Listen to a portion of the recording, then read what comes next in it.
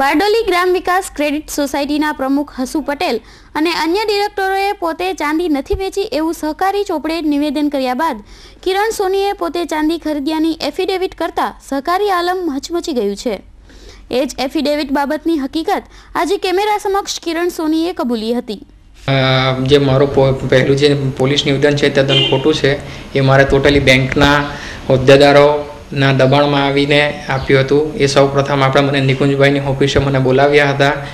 એ અને નિકુંજભાઈ હાજર હતા। બેંકના પ્રમુખ શ્રી હસમુખભાઈ મગનભાઈ પટેલ તથા રાજેશભાઈ ઈશ્વરભાઈ પટેલ અને મોહનભાઈ નરોત્તમભાઈ પટેલ બધા હાજર હતા। અને મને કહ્યું હતું કે તું જો સાચું નિવેદન આપશે તો એમાં તમે ભેરવી દઈશું, માટે તારે એ નિવેદન આપવું કે ચાંદી અમે વેચાતી લીધી નથી, મતલબમાં ચાંદી અમે તને પાછી ગાડીને આપી દીધી, આ નિવેદન આપવું। અગર તું આ નિવેદન નહીં આપશે તો અમે તને ભેરવી દઈશું અને ખોટા તને સંડોવી દઈશું।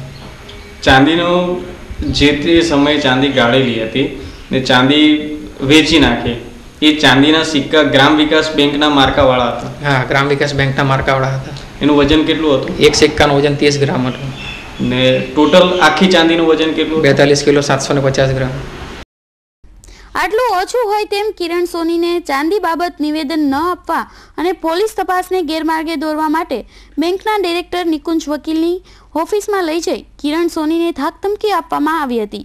21 નવેમ્બર 2009ના રોજ આવ્યા હતા કે ભાઈ અમારે આવા ચાંદીના સિક્કા વેચવા છે, અમારે આપવા છે। સૌપ્રથમ આપણે ના કહી હતી કે આવા કોઈ સિક્કા અમે કોઈ બ્રાન્ડના કે નામવાળા કે મોનોગ્રામવાળા સિક્કા અમે લેતા નથી, પછી તો અમારે આપવા છે તો શું કરવું? અમે તો ત્યારબાદ મેં એમને કહ્યું હતું કે અમે સિક્કા નથી લેતા, પાઠ સ્વરૂપ હોઈએ તો અમે લઈ લઈએ છીએ। ત્યારબાદ એમણે કહ્યું કે તમારો કોઈ ભઠ્ઠીવાળો હોય તો તેની પાસે આ પાઠ સ્વરૂપ કરાવી આપો અને ત્યારબાદ તમે એ ચાંદી લેશો, તમને વાંધો નથી। હવે આ ગામના આવા પ્રતિષ્ઠિત વ્યક્તિ, મોટા વ્યક્તિ આવી રીતના આવેલા હોય ને પ્રમુખશ્રી આવેલો હોય એટલે આપણને એવું કંઈ ખ્યાલ આવતો ના હોય અને આપણને એ લોકોનું કોઈ પ્રમાણપત્ર લેવાનું ના હોય, એટલે એ માટે આપણે એ ગાળવા માટે આપણે એમને લઈ ગયા હતા। ને ત્યારબાદ આપણે જે ચાંદીની પાટ ગળાવડાવી હતા એમની સાથે આવ્યા હતા। એ પાટ ગળ્યા બાદ પછી એમણે મને કીધું કે આ ચાંદીના પાટ અમારે વેચવા છે।